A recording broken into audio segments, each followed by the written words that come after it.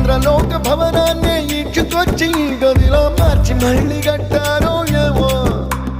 మాయజాలము తెలుసు మంత్రగారడి తెలుసు రెంటి కన్న ఇది ఇంకోటేమో నీలాకాశం నేలాకొస్తే ఇట్టాగే ఉంటాదో ఏమో ఈ సంతోషం దాచాలంటే హృదయాలు ఓ వంద కావాలేమో ఇంతందంగా ఉంటుందా ఈ లోకం ఇన్నాళ్ళు ఈ మనసుకి తెలియాలేదే పాపం